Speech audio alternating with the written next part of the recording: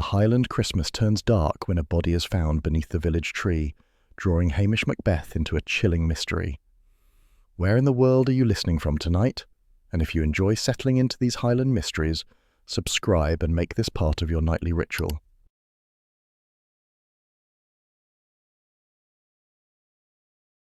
Hamish Macbeth stood just inside the Kirkhall door, wishing he had stayed at home with a mug of tea and a pan of Lug's biscuits. The wind had sliced at him all the way from the station, and his hair was sticking up worse than usual. Inside, the place was warm but sour. Villagers sat on metal chairs, coats still on, faces set. Mrs. Wellington from the hotel was already talking as if the whole village were a badly run dining room she intended to fix. "You cannot expect tourists to come all this way and look at a shabby tree," she said. "It must be impressive." Mr. Patel folded his arms. "It must be affordable." "That again," she snapped. Hamish kept back, hoping no one would notice him. Luggs lay down at his feet with the air of a dog who knew he was trapped for a long evening. Donald McNabb stood by the tea urn, scowling at everyone. "It's for the Glasgow folk," he said loudly. "Not for us." Hamish sighed. He should never have come. He had only meant to check the hall for break-ins and then slip home. Instead, someone had seen him through the window and dragged him in before he could escape. The door banged open and in walked Rufus Carrick, the English owner of the new hotel by the loch. He looked smooth and pleased with himself. "I've a grand Christmas tree on my estate," he said. "You're welcome to it. A gift to the community." Half the villagers gasped as if he had offered gold. The other half exchanged dark looks. Hamish, tired and hungry, made the mistake of talking. "As long as it doesn't fall on anyone's head, I don't care where it comes from." A few people laughed. Donald did not. He stared at Hamish as if the policeman had insulted his sheep. Mrs. Wellington clapped her hands. "Splendid. A proper tree at last." "Not proper," Donald muttered. "Showing off?" Rufus smiled thinly. "I assure you it's very fine." Hamish wished he had kept his mouth shut. The hall felt hotter, and Luggs shifted uneasily. Talk moved to lights. The Kirk's old strings lay tangled on a table, half the bulbs missing. Mrs. Wellington poked them with a look of disgust. "These are a disgrace." Before Hamish could edge toward the door, a brisk woman with cropped hair and a sharp Inverness accent stood up. "Morag Gunn," she said. "Events organiser. I'll bring proper lights and extension leads. These ones are afire waiting to happen." She tapped the old wires as if they might bite her. Donald glowered again. Folk should stop meddling. No one answered him. They just looked away as if avoiding a wet dog. Hamish had nearly reached the safety of the door when Mrs. Wellington noticed. "Sergeant Macbeth, not so fast." He stopped. "I've a long day tomorrow." "You are the law," she said, smiling the kind of smile that meant trouble. "You'll be there to keep order at the lighting ceremony." Hamish felt a dull pain behind his eyes. "It's just switching on lights. Folk can manage without me." "They cannot," she said. "You'll be there." Others nodded, some eagerly, some out of habit. It was done. Hamish gave a flat "aye," because refusing would only make things worse. As he said it, he saw Patel wince at the cost talk, Donald mutter into his sleeve, and Rufus look far too pleased with himself. Luggs let out a soft whine as if he knew they were all trapped. The argument dragged on. Who would fetch the tree? Who would decorate it? Who would stand near the plug so children didn't trip? Hamish wondered why grown adults needed committees to decide where a tree should sit, but he knew better than to say that aloud. Then Morag announced again that she would bring her own lights. "Safer," she said. "These old things should be burned." She shoved the Kirk lights aside. A bulb rolled across the table and dropped onto the floor where it cracked. People winced. Hamish bent to pick it up. The wiring was indeed worn, but he felt annoyed at Morag's tone all the same. People who swept into Lochdu with brisk ideas rarely understood that briskness was not welcome. When the meeting finally dragged to an end, no one looked happy. Mrs. Wellington looked triumphant, which was worse. Donald slammed his chair back into place. Patel tidied the table in a tight, offended way. Rufus shook hands with anyone who would let him. Hamish tried again for the door, but was stopped by the minister, who said, "We'll need someone to check the hall electrics before the night." "Ask Strathbane," Hamish said. "They'll take weeks." Hamish could not argue with that. He nodded miserably. Outside, the cold hit him like a slap. He breathed the loch air, sharp and damp. Luggs gave him a reproachful look. "Don't start," Hamish told him. "It's only a tree." But even as he said it, he felt the wrongness in the air. Too many people pleased, too many offended, too many secrets curling behind polite smiles. Loch Dhu could make a quarrel out of a snowflake, and this was a whole Christmas. He trudged home, thinking he should never have stepped into the Kirk Hall. Whoever said village life was peaceful had never been forced to supervise fairy lights. Hamish knew the night was going wrong the moment he stepped onto the village green. The cold had a mean edge to it, sharp enough to get through his coat. The great Christmas tree stood in front of the kirk like some dark giant, its branches heavy and still. A few children ran about, squealing until their parents told them to hush. The tourists looked miserable, stamping their feet and pretending they enjoyed Highland authenticity. Mrs. Wellington hovered near a thin journalist fellow from Edinburgh, talking as if she had invented Christmas in Loch Dhu.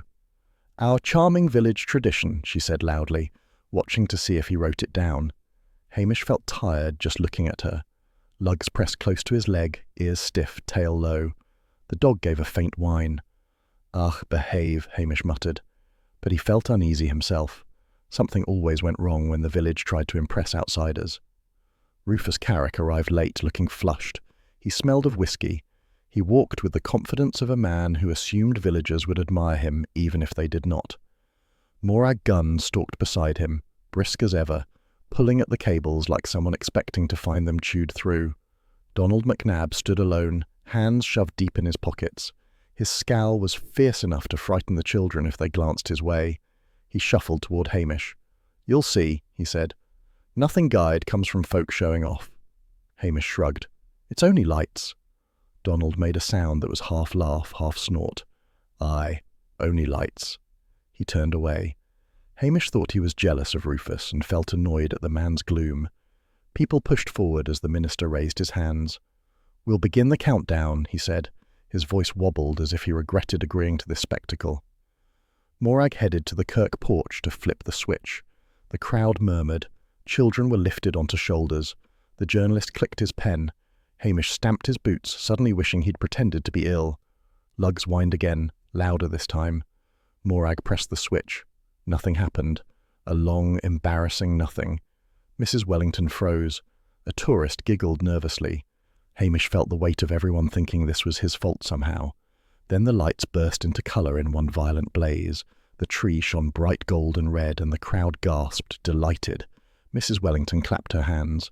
Hamish thought it looked too bright, as if someone had plugged in half of Strathbane. Rufus let out a strange noise, a short, sharp cry, and lurched forward. His knees buckled. He crumpled at the base of the tree like a man fainting after a long run. But the sound he made was wrong, and Hamish felt his stomach jolt. Someone shouted his name. Lugs barked, furious and frightened. Hamish pushed through the crowd. He knelt beside Rufus.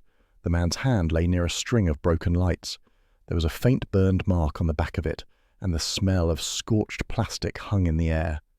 "Everyone back," Hamish said. "Give him air." They did not listen, of course. They leaned in closer, whispering. Morag rushed over. "What's happened? That was a proper setup. It can't be the lights." Her voice was sharp, defensive. Hamish ignored her. He saw an extension lead trailing under the lower branches, half hidden. It didn't look placed neatly. It looked dragged. Before he could look closer, a car screeched up the road. Blair climbed out, puffing like a man who enjoyed arrivals more than work. Anderson trotted behind him. Blair surveyed the scene with greedy eyes. "What have you done to my crime scene, Macbeth?" Blair shouted. "Move aside." Hamish straightened, feeling the weight of every villager's stare. "He fell," Hamish said. Lights sparked. Blair grinned, an ugly little grin. "You're in charge here, so God help us." Hamish felt heat rise in his face. He had known something would go wrong tonight, but he had not expected Rufus Carrick lying dead under the Christmas lights.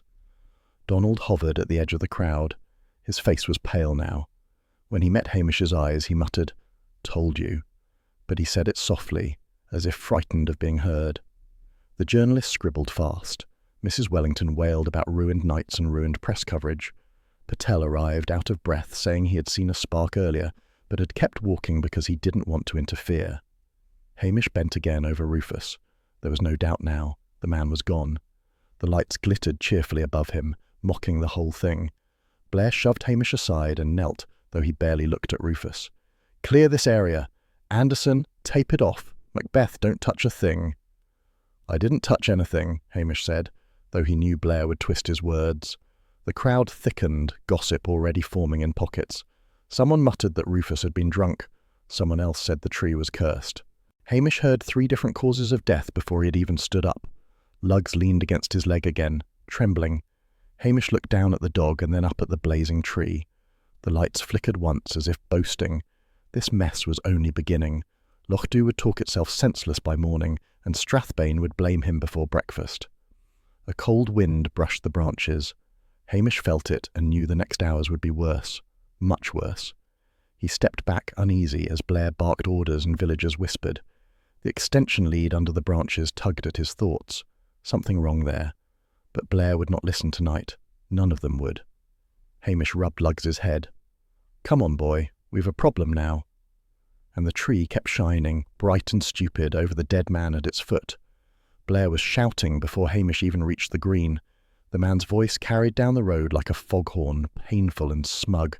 Something was already wrong. The cordon tape flapped against the damp railings, and the Christmas tree sagged under the weight of deadened lights. Villagers stood in small clumps, whispering with that greedy excitement they always showed when disaster touched Lochdu. Blair strutted about in his long coat, stamping his boots as if claiming the ground. "Obvious sabotage," he barked, "plain as day, and I'll nae tolerate Highland nonsense getting in the way of a clean case." He said it twice, louder the second time, pleased with himself. Hamish felt the familiar dull ache of a sleepless night. His head throbbed. Luggs padded beside him, tail down, giving the tree a suspicious look. The dog had better sense than half the folk watching. Blair spotted Hamish and smirked. "About time. Try not to muddle things today, Macbeth." Hamish ignored that. He walked to Morag Gunn, who was crouched beside the cables, muttering. Her face looked pinched, which suited her personality.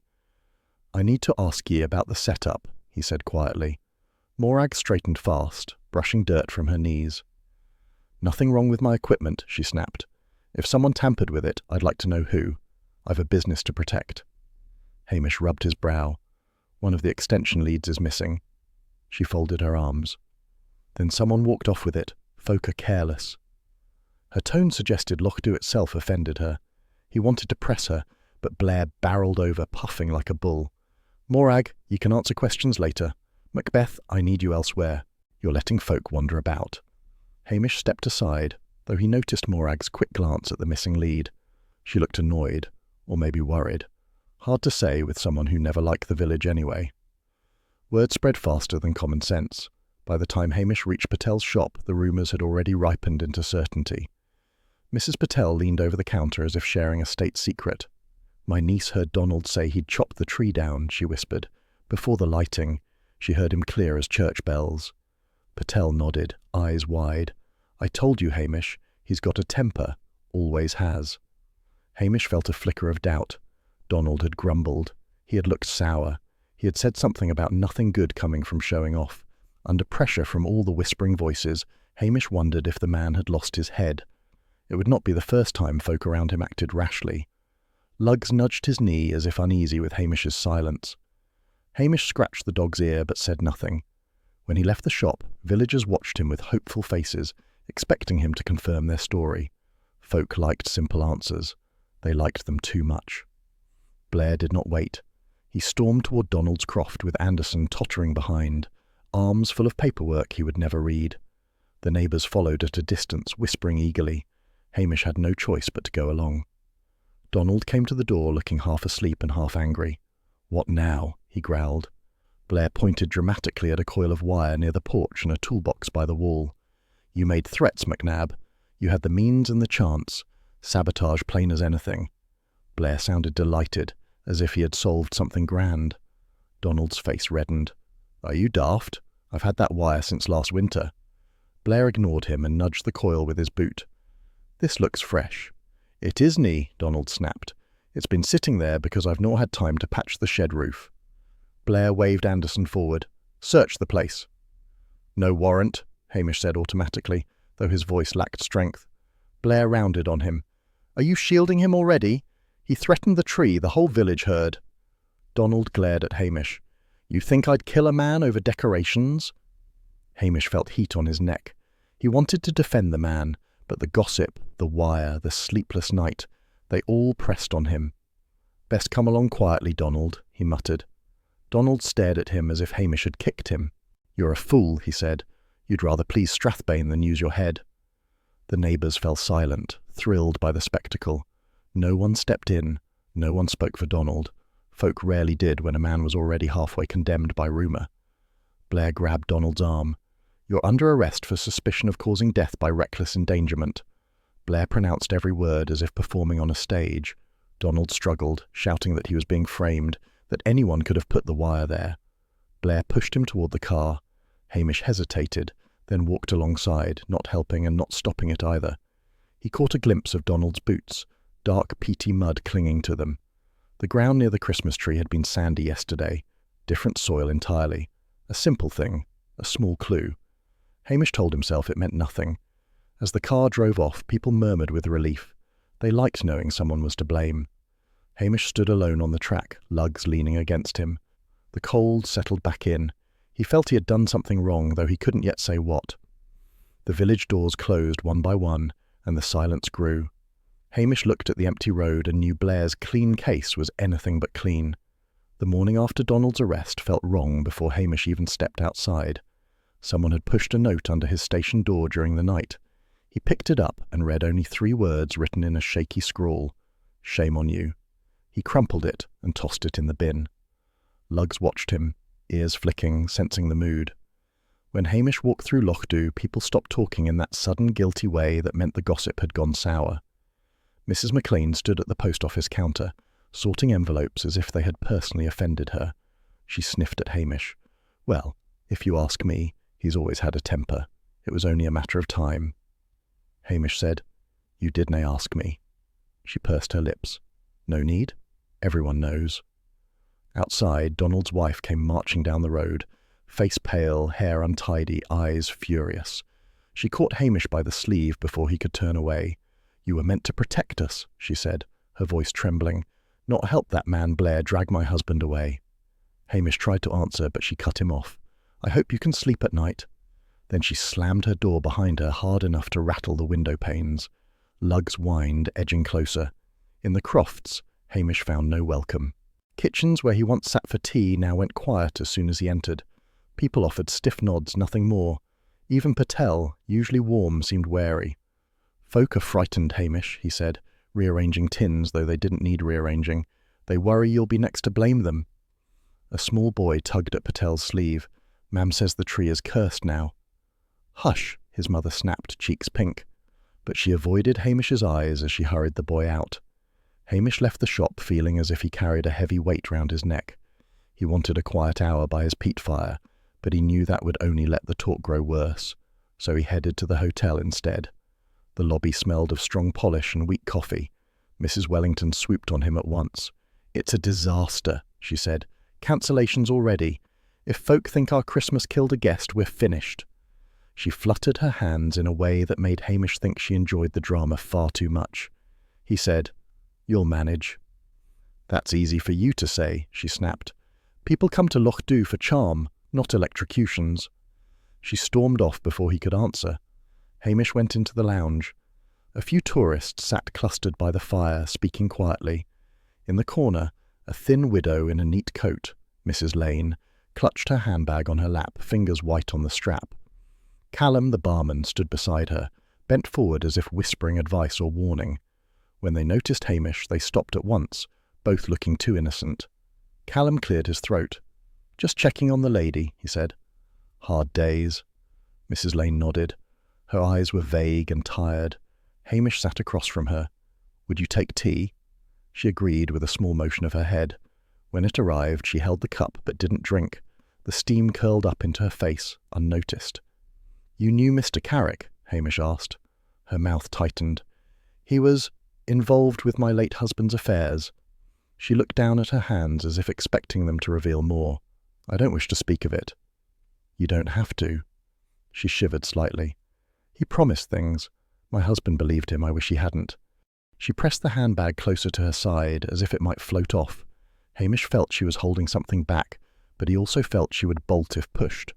He let the silence settle, awkward and long. She finally whispered, "It's all too much," and rose to leave.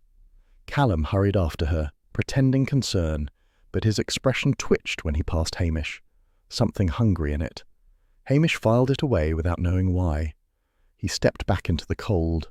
A light drizzle began, soft enough to be annoying. Luggs shook his coat and sneezed. Hamish went to the kirk next. The minister met him at the door with a worried frown.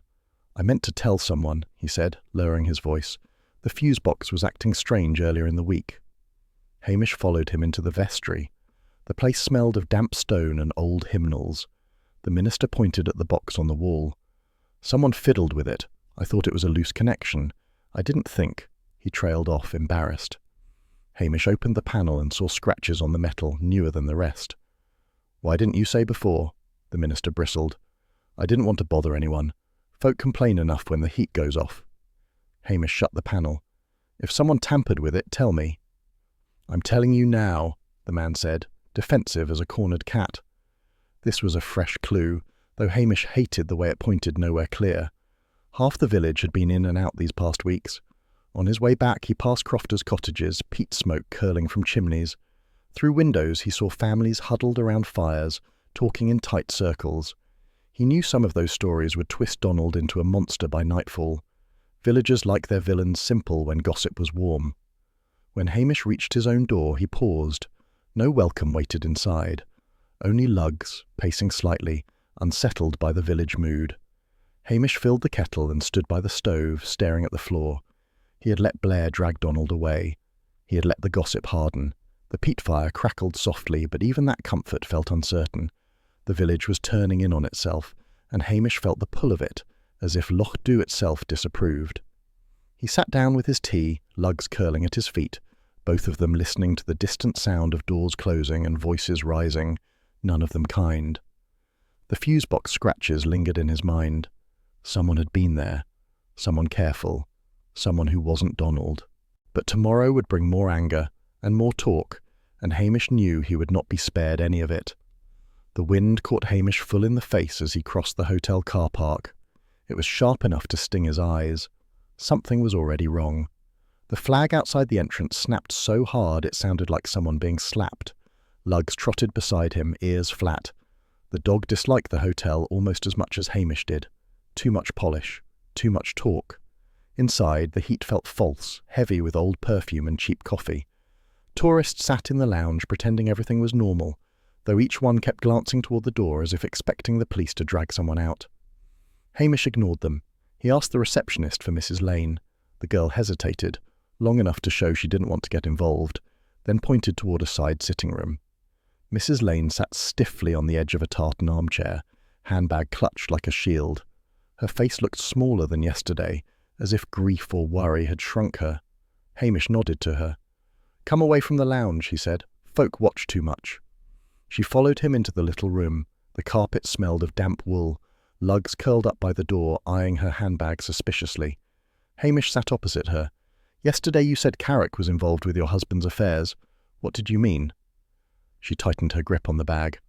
"If I tell you, will I be dragged through the papers?" Hamish shrugged. "The papers will write what they want. Better you're no in their way."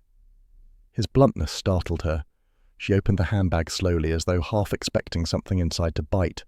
She produced a heavy cream envelope and handed it across. Hamish unfolded the letter. The language was grand and greasy. Something about holiday lodge investments and exciting opportunities. Then the threat. Failure to send additional funds would lead to forfeiture. He felt a sour twist in his stomach. Carrick had been selling dreams to folk who didn't know better. "My husband put money in before he died," Mrs. Lane whispered. "I only found this after. It says I must pay again." Hamish looked at her. She met his eyes only for a second before glancing away. "I came to Loch Dhu to speak to him," she said, quietly. "I didn't want a scene. I told him in the lounge last week, 'I'll not be cheated, Mr. Carrick, not by you or anyone.'" Her voice hardened on the words. The barman heard. Hamish's mind flicked to Callum, a slick lad trying too hard to look honest. What did Carrick say back? "He said I misunderstood." Her mouth twisted. Men like him always say that. Hamish studied the letter again.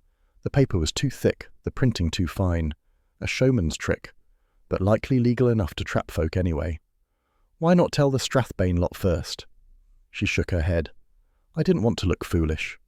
Villagers and tourists alike hated admitting they'd been duped. Hamish understood that. Still, this gave Carrick another enemy, and Blair would feast on that if he heard. You should tell Blair all this, Hamish said. She stiffened. I don't trust that man. Neither do I, Hamish muttered, then regretted saying it aloud. She gave him a sharp look as though wondering if he meant it. He asked, Anything else you've not told me? She hesitated. Her hand trembled slightly on the handbag strap. He kept a ledger, she said finally, by his room safe, names and amounts. He showed it to my husband once, said it was proof of investments. Hamish felt a small chill. A ledger? Yes, he said it kept things organised. She swallowed. But Callum once told me, just joking, that book could get a man killed. She bit her lip after saying it, as if wishing she could drag the words back in. When did he say that? Hamish asked. A few evenings ago. I barely thought of it till now. Hamish sat back. A ledger with names and amounts. Half the village might be in it if the schemes ran deep. He thought briefly of Patel's nervous face, Mrs. Wellington's fretful pride, Donald's bitterness. Too many motives, too many secrets. But he pushed the thought aside. It was too wide, too messy. Blair already had a suspect, and Hamish had helped put the man there. Easy answers were safer. Mrs. Lane looked down again. Will you tell him? Blair, I mean? I'll take a copy of the letter, Hamish said. That's all for now. She handed him the paper as if surrendering something precious and unwelcome at the same time. When Hamish left the sitting room, Callum was at the bar polishing glasses with unnecessary force. His face twitched when he saw Hamish holding the envelope. Everything all right, Sergeant? He asked too casually. Hamish said, Fine enough. Callum nodded, eyes darting to the closed door where Mrs. Lane still sat. Then he smiled thinly. Folk get worked up over wee things. Hamish felt a prickle along the back of his neck. Aye, he said, not believing it. A group of tourists entered the lounge, chattering about refunds and ruined holidays. Mrs. Wellington hurried toward them like a moth to a flame. Hamish stepped outside. The cold hit him hard again. Luggs shook himself and came to heel. He walked a few steps across the gravel, reading the letter once more. Holiday lodges, forfeiture, names and amounts, a ledger Callum joked about, a widow frightened of looking foolish. Another suspect forming in the shadows, but no proof yet. He tucked the letter into his jacket. He still couldn't pull himself free of the Donald explanation. Maybe because he'd already tied himself to it. Maybe because the alternative meant the whole village was swimming in the same dirty water. Luggs nudged his hand, sensing the mood. Hamish gave the dog a dry look.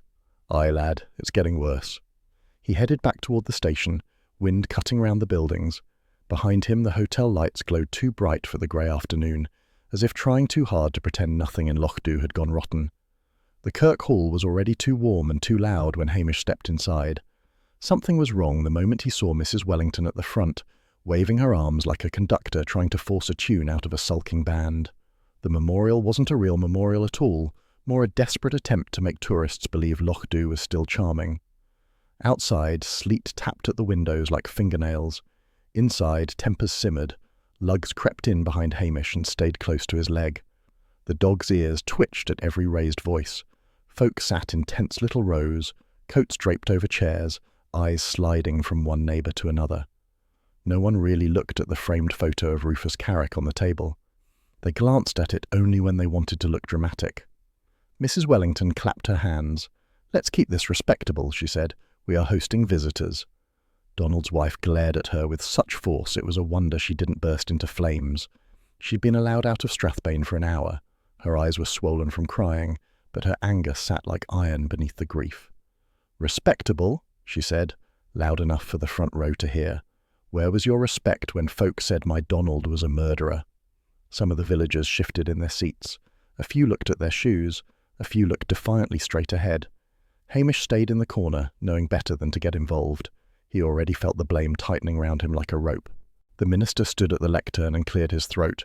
He always cleared his throat before saying something he knew people would ignore. We are here to remember a man who... A crofter in the second row snorted. Easy said when it's not your man in a cell. A murmur rolled across the hall. Agreement, resentment, a hint of satisfaction from those who had disliked Rufus. Hamish felt heat rise in his face. The crowd was shifting and not in his favour. The minister tried again, but Mrs. Wellington overrode him. "Before we continue, the hotel must clarify the matter of refunds." That lit the fuse. Someone called out, "Refunds? What about our investments?" Someone else added, "Aye, who knew what Rufus was up to?" Callum, the barman, stood by the tea urn, trying to look innocent. He failed. His shoulders hunched whenever someone mentioned money.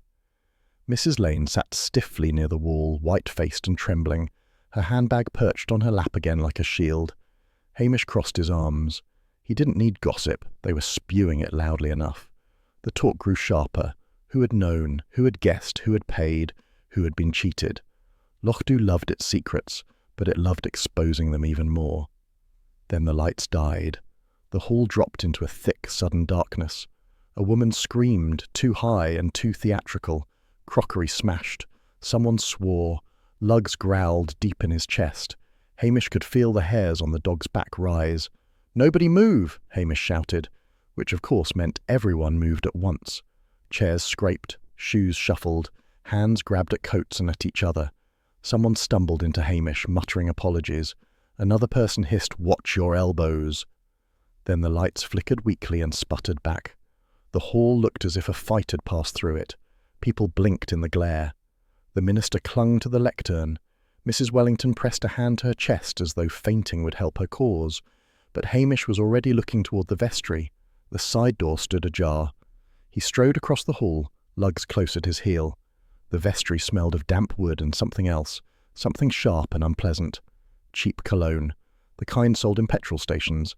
He pushed the door open fully. The shelf where the minister had placed Rufus's briefcase was empty.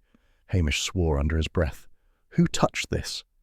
The minister wrung his hands. "It was here. I saw it. I locked it earlier." The lock dangled uselessly, twisted with a mark on the metal. A faint scuff on the floor led toward the back window. Hamish crouched. The scuff looked fresh. Someone had climbed out, or tried to. Back in the hall, Morag cried out, "I told you the wiring was dangerous. That blackout proves it." "It proves nothing," Hamish snapped.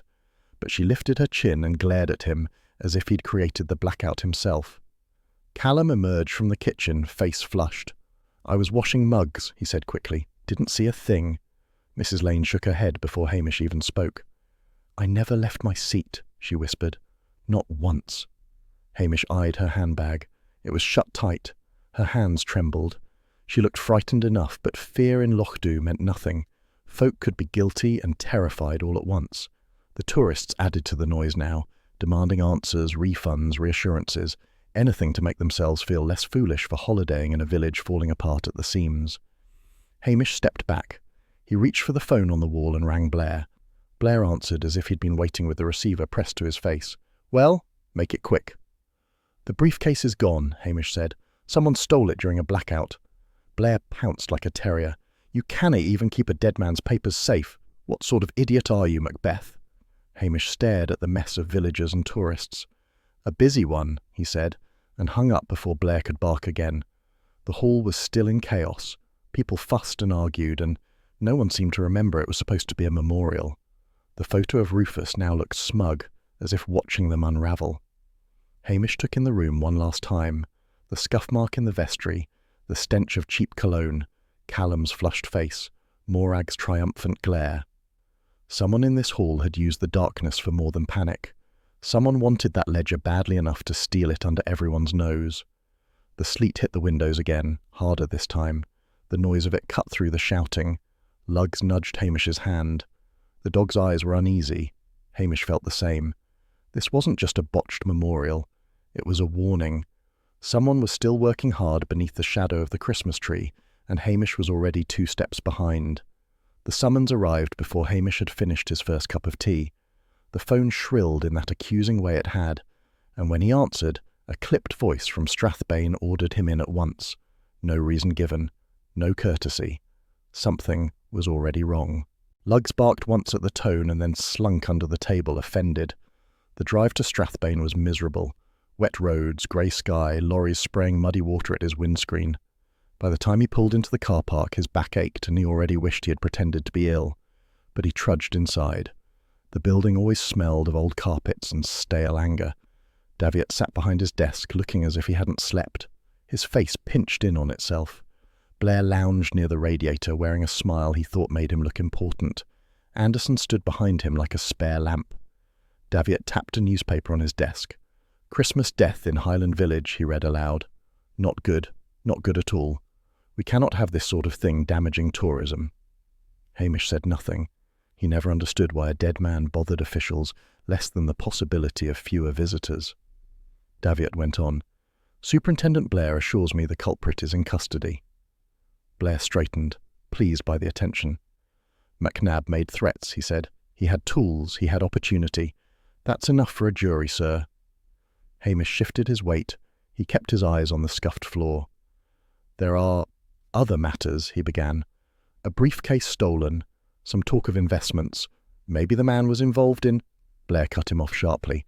"You're letting these backward folk spin tales for you again, Macbeth. You're not here to protect them. You're here to obey orders." Anderson nodded hard, as if he had thought the words himself. Hamish looked at Blair. Blair looked triumphant. Davitt looked frightened of bad headlines. Hamish felt the familiar tug between doing his job and surviving Strathbane's nonsense. He let his shoulders slump a little, playing the fool because it often saved him. "Aye, well, if you say so, sir," he muttered. "I'll just keep an eye on things and write up whatever you want." Davitt exhaled, relieved. "Good, that's more like it." Blair smirked. Anderson gave a pleased grunt. Hamish stared at a crack in the wall, wondering how many lies had been spoken in this room, and how many more would be before the day ended. As Davitt rambled about public image and controlled statements, Hamish's gaze drifted to the open folder on the desk. Not open enough to be an invitation, but not closed enough to hide anything properly. He shifted his stance, tall enough to read without bending. Preliminary autopsy report. He caught pieces of the text. Electric shock. Burn marks. Then one line snagged his attention. Bruise at the back of the neck consistent with a fall or blow prior to current exposure. A blow. Someone had knocked Rufus down before the electricity touched him. Hamish felt a quiet jolt of certainty. Donald Macnab could lose his temper, but Hamish could not see the man creeping behind someone and striking them. Donald shouted his anger. He never hid it. Blair noticed Hamish's wandering eyes. "Don't stare at things you cannae understand," he snapped. "Your job is simple. Don't make it complicated." Hamish swallowed the retort that rose to his tongue. "Aye, sir," he said instead. "Simple." Davitt closed the folder with a flap, as if the movement decided the truth. "Right. Lochdu must not look like a lawless corner of the map," he said. "Your report should emphasize swift action and community cooperation." Hamish almost laughed. Community cooperation usually meant villagers turning on whoever was easiest. Blair pointed at him. "And try not to make a bigger mess, Macbeth." Hamish nodded, feeling the heat creep up his neck. The room had become too close, too loud, too smug. He wanted nothing more than to walk out and breathe air that hadn't been filtered through Strathbane egos. He left without another word. Anderson held the door, but only because Blair glared at him to do it. Outside, the drizzle had turned steady. Drops slid down Hamish's collar. Lugs, waiting in the passenger seat, gave a soft whine when Hamish climbed back in, as if sensing how tightly wound he was. Hamish started the engine. As he pulled out, the last words he'd read echoed in his mind. A bruise at the back of the neck. Someone had knocked Rufus down. Someone quick. Someone who knew how to use the chaos of that tree lighting. But he had told Davitt and Blair he would do as they wished. Now he was officially tied to their version. Donald guilty, village safe, no loose ends. And Lochdu would suffer for it if he backed down too late. The wet road stretched ahead. Hamish gripped the steering wheel harder than he meant to. He no longer believed the neat story Blair wanted, but saying so aloud would only trap him deeper. He would need to untangle things quietly now, before the whole mess tightened like a rope around Donald and around himself. As Lochdu's faint lights came into view through the rain, Hamish felt a cold unease settle at the base of his throat. Too many lies had been spoken today, and he had spoken one of them. The Christmas tree looked worse in the drizzle than it had on the night of the death. Its lights were switched off, the wires drooping like wet laundry. Something was already wrong the moment Hamish stepped onto the green. The air smelled faintly of scorched plastic, or maybe his imagination was starting to play tricks on him. Lugs padded at his side, ears flattened, as if even the dog disapproved of being out in such weather. Hamish waited until the last villagers had gone indoors. He knew how it would look if anyone spotted him creeping around the tree with a torch. "We'll look stupid if anyone sees us," he muttered, worse than usual. Luggs gave a small huff. He crouched under the lower branches. The ground was muddy, churned from the crowd. Something glinted faintly.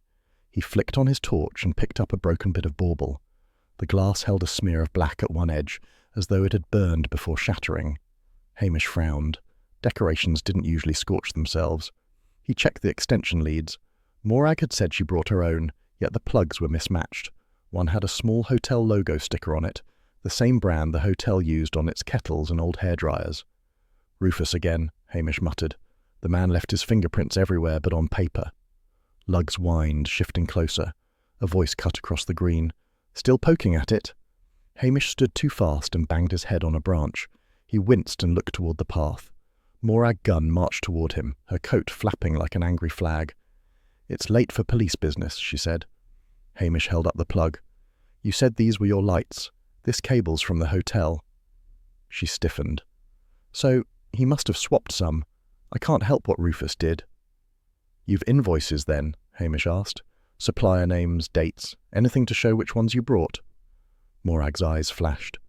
"My business is my own." "That's not an answer." "It's the only one you'll get."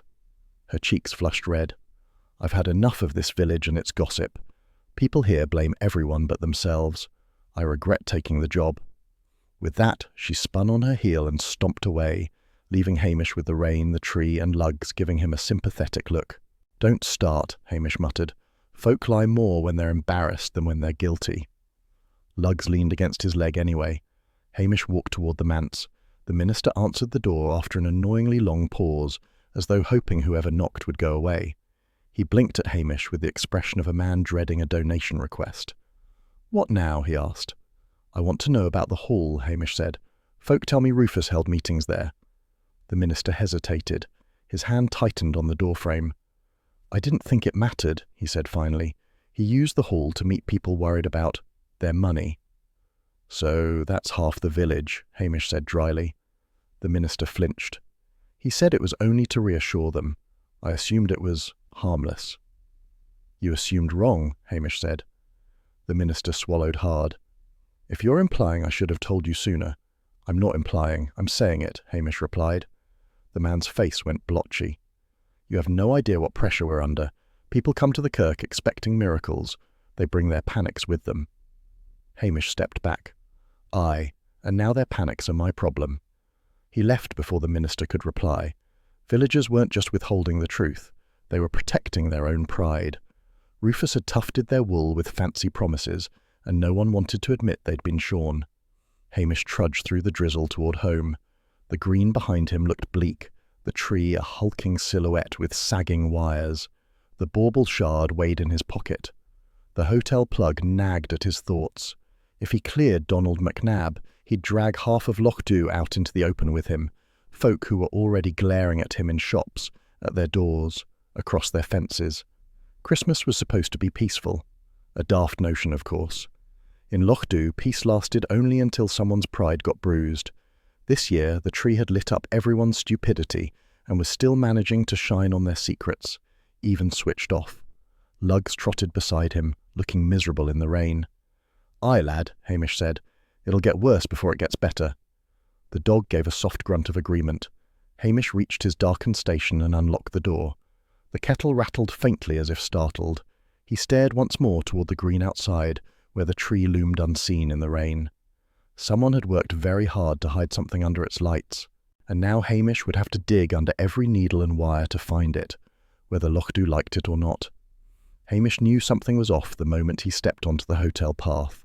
Callum stood at the back door smoking, though he was meant to be on shift.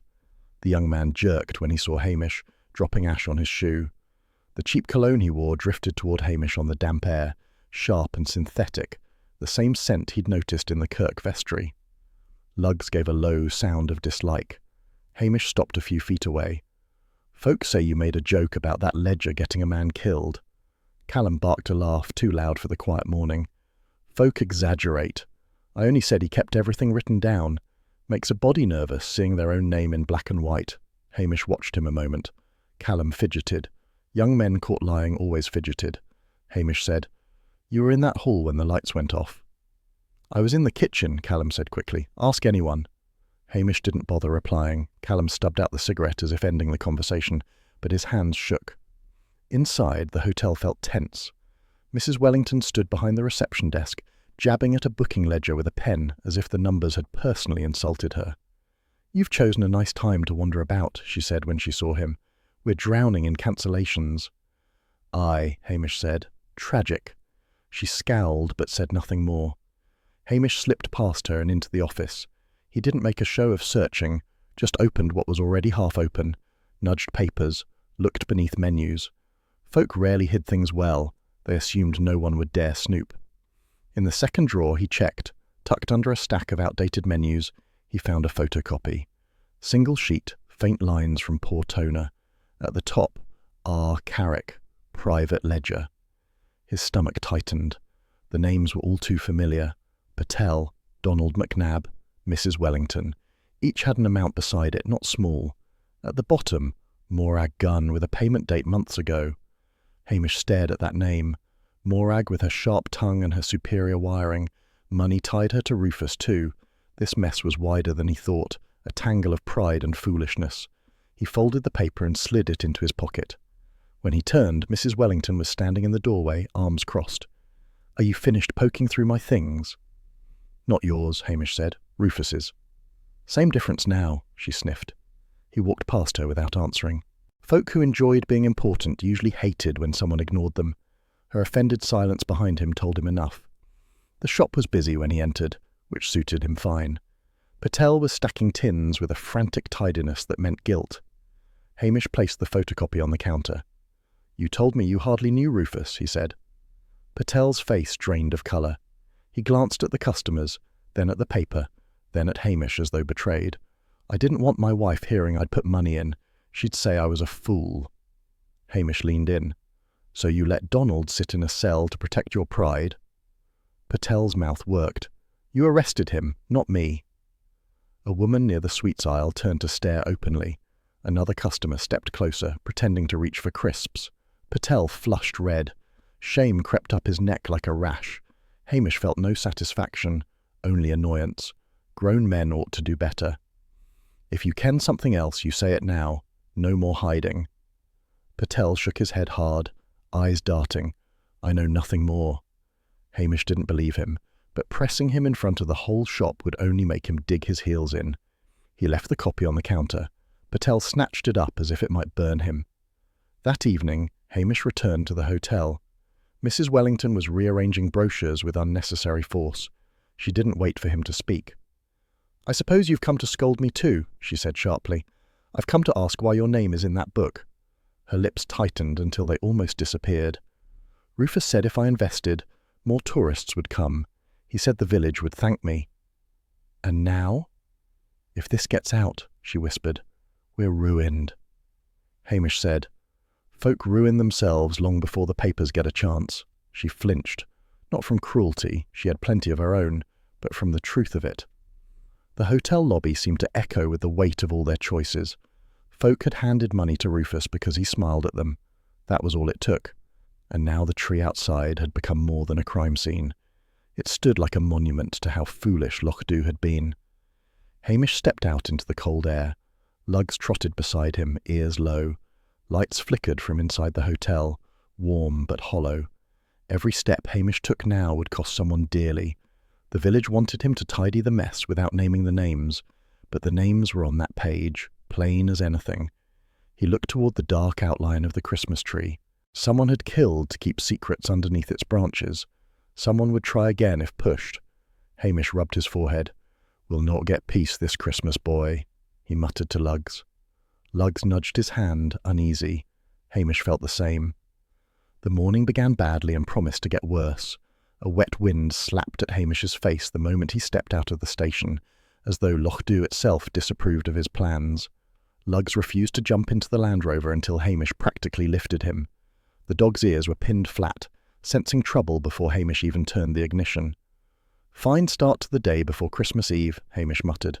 fastening his seatbelt. "We've had worse," Lugs disagreed with a small growl. The drive to Strathbane felt longer than usual. Lorries hissed past on the slick road, and every few miles the windscreen wipers gave a pathetic squeal, reminding him he'd meant to replace them in September.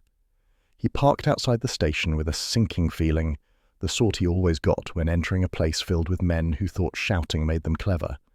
Inside, the air was thick with stale coffee and the smugness of officers who believed a case was solved simply because they'd arrested someone. Blair's voice boomed from the corridor like a cow in labour. Hamish ignored it and went straight to the holding cells. Donald McNabb sat heavily on the edge of the cot, hands hanging between his knees.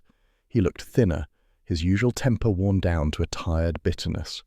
When he lifted his head, his eyes were bloodshot. "You finally decided I'm not your nice, tidy suspect," he said. Hamish didn't respond to the jab. "Did you ever go near the cables?" "If I had," Donald said, "I'd not be daft enough to stand next to the thing when it was switched on." Hamish nodded. Donald's voice held no bluster, no attempt at bravado, just exhaustion. Whatever the man was, he was no actor. Lugs pressed his nose through the bars and whined at Donald, who gave a faint, humourless smile. A door creaked behind Hamish. One of the desk officers cleared his throat. "Phone call for you. Doctor says McNabb's chest pains are worse." Donald snorted. "Aye, that'll please some folk." Hamish's jaw tightened. If Donald collapsed, or worse, Blair would seize it as proof of guilt. Dead men couldn't protest innocence, and Strathbane loved a case that wrapped itself neatly. Hamish stepped outside for air before facing Blair. The wind knifed through his coat. Lugs stayed close, tail down. That was when Hamish saw the van parked across from the station doors, a white electrician's vehicle, logo printed neatly on the side. He frowned. The same logo appeared on the plug he'd found under the tree. He crossed the road. The electrician stood at the back of the van, sorting tools into a crate. He glanced up, wary. "You the lad who works on the hotel's electrics?" Hamish asked. "Sometimes," the man replied. "They call us out a lot. Old wiring, daft guests, you know how it is." Hamish pointed to the logo. "Your firm supply their outdoor sockets too?" "Aye. Did a job weeks ago. Someone kept overloading them, plugging nonsense into the wrong outlet. Told the manager he'd set fire to the place if he kept it up." Rufus and Christmas lights, Hamish thought. The timing fit too neatly. Inside the station again, he found Blair holding court near the front desk. Blair flourished a sheet of paper as if awarding himself a medal. Anderson hovered behind him like a crooked coat rack. "Deviot's approved the press statement," Blair said loudly as Hamish approached, "blaming the whole mess on misconnected community lights. I'm to publicly commend you for swift action, Macbeth. You'll sign off on it." Hamish forced his face into blank obedience. "I'd like to check one or two details before I make myself look daft." Blair's thick eyebrows shot upward. "You what?" Hamish let his voice turn slow and stupid. "Just the wording, sir. Wouldn't he want reporters thinking I cannae tell a plug from a kettle?" Several officers snickered. Blair's cheeks reddened. "Get out of my sight before I change my mind." Hamish didn't wait to be told twice. He strode down the corridor, Lugs trotting briskly beside him. His heart thumped with a mix of anger and clarity. Blair's version was about to harden like ice, official, unbreakable, and wrong. As he passed the holding cells, Donald called after him, "If I die in here, Macbeth, you mind this. I told you I was innocent." Hamish paused but didn't turn. "I ken what you told me." "That not the same thing," Donald muttered. Hamish went outside again, the air sharp with approaching night. Christmas Eve, and Loch Dhu was drowning in guilt, secrets, and expensive lies. The villagers would not thank him for dragging their foolishness into daylight, yet he could no longer let Donald rot in a cell because they preferred a neat suspect. He opened the Land Rover door, and Lugs hopped in. The dog shifted anxiously, turning twice before settling, as though sensing his master's simmering thoughts. As they drove back toward Loch Dhu, darkness swallowed the road.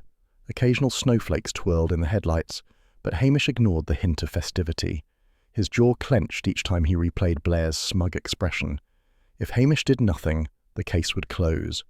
Donald would be left to the mercy of gossip long after his release, if he lived that long, and the real killer would be sipping tea in some cosy kitchen, relieved the village had chosen a scapegoat. Hamish gripped the wheel until his knuckles whitened. "No more," he said aloud. Lugs lifted his head, ears tilted. "We'll force the killer out," Hamish said, mostly to steady himself. "Make them panic, make them slip." Reconstructing the scene at the tree was risky. Folk would talk, Strathbane would explode. But sometimes stupidity worked in Hamish's favour, especially when he made himself look the stupid one on purpose. He turned off the main road toward home. The loch air seeped through the vents, damp and cold. Lugs leaned close as though bracing for what came next. Hamish let the engine idle outside the station for a long moment before cutting it. Snow began settling on the roof of the Land Rover, melting as quickly as it fell. "Tomorrow night," Hamish murmured. "Christmas Eve will do fine. Folk will be watching the tree anyway." He stepped out, boots crunching lightly. He could already feel the weight of the village tightening like a noose around his next decision. If he failed, he'd lose more than pride. He'd lose Loch Dhu itself. Inside, he lit the stove and watched the kettle rattle.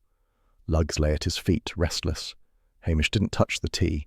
He just stared at the window, where the faintest glow of the Christmas tree in the distance pulsed through the mist. Dark, waiting, dangerous. Tomorrow, someone would slip. Someone would show themselves. And Hamish Macbeth would be ready.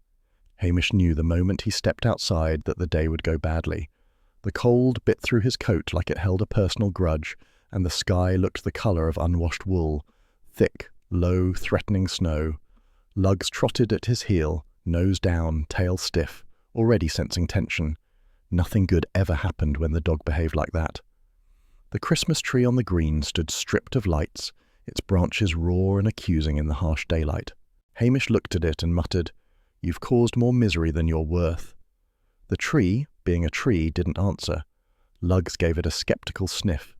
Villagers drifted in slowly, each wearing the expression of someone dragged to a chore they did not want. They came because Hamish had told them there would be a short service for peace. He'd said it loud enough in Patel's shop to guarantee it would spread. The villagers always came for anything that sounded respectable and could later be criticised. The minister was first, breath puffing in small clouds. He kept wringing his hands, already nervous about being used. Mrs. Wellington followed, wearing a hat too fancy for the weather and holding her handbag as if it might save her reputation. Patel arrived next, tight-lipped, eyes darting. Mrs. Lane came wrapped in a large shawl, pale and startled like a deer unsure whether to flee. Morag stalked across the green with the air of someone prepared to complain before being spoken to. Callum brought up the rear, smelling faintly of cheap cologne even in the open air. Then Blair appeared, trudging across the grass with Anderson panting behind him like a devoted but exhausted sheepdog. Blair's eyes narrowed when he saw Hamish. "What is this nonsense?" he demanded. "I've better things to do than stand about in the cold listening to your blether." "Aye," Hamish said. "You're here anyway." Blair huffed but stayed. Villagers observed him the way one watches an approaching bull, curious and wary. Hamish stepped forward, hands shoved deep in his pockets. "Right," he said. "I've had enough lies." A ripple went through the circle. People shifted, glancing sideways at one another. No one liked to hear that lies were being discussed, especially by someone who might know exactly who had told them. Hamish continued, voice flat and unimpressed. "The lights didn't kill Rufus by accident. He didn't just fall and land wrong. Someone knocked him down first." A sharp inhalation came from someone, maybe the minister, but Hamish kept going. "The wiring that killed him came from the hotel, not from Morag's equipment, not from the Kirk Hall. Someone used a faulty cable from the hotel decorations to make it look like he died here, under this tree." Morag bristled. "I told you my equipment was sound." "I know what you told me," Hamish replied, "and I ken what I found." He pulled out a small plastic evidence bag containing the scorched plug and the bauble shard. The group leaned instinctively closer. Mrs. Wellington's face tightened. Patel blinked rapidly. Callum's jaw shifted slightly as though he'd bitten the inside of his cheek.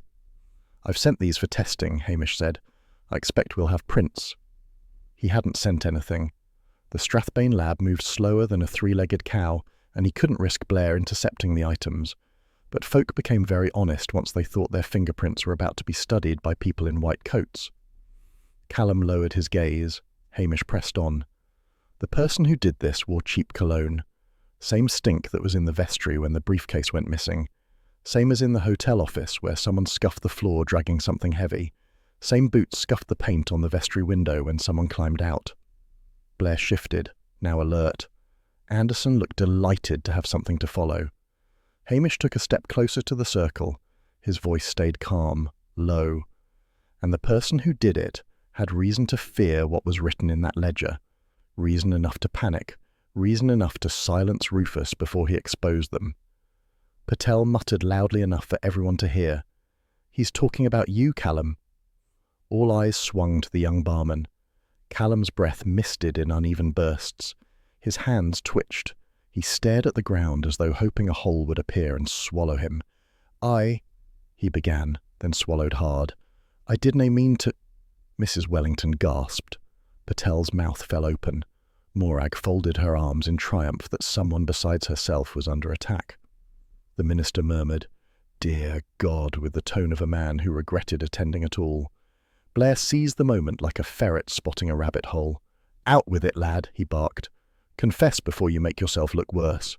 Callum flinched at Blair's voice and looked wildly at Hamish instead, as if hoping for mercy.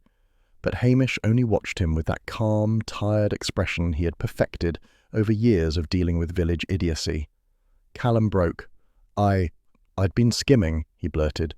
"Just a bit, changing numbers, not enough for anyone to notice quick. Rufus found out. Told me he'd expose me. Said he'd tell every investor, tell the hotel owners, tell the village. I'd be ruined." A murmur ran through the crowd. No one looked surprised Rufus could be vindictive. Callum wiped his nose with his sleeve, miserable. "I begged him not to, said I'd pay it back." He laughed. "He said if he went down, he'd take the rest of us too. Said half the village would be shamed." Mrs. Wellington stiffened. Patel looked as though he might faint. Callum went on, voice cracking. "I followed him to the green that night. I only meant to talk, to make him see sense. He told me he'd already written my name in the ledger. Told me he'd show folk after Christmas. I snapped. I shoved him, harder than I meant." Mrs. Lane let out a soft cry, shocked but not disbelieving. Callum squeezed his eyes shut. He fell, hit his head against the trunk. I panicked. The cable from the hotel decorations was lying there from when we strung the lights earlier.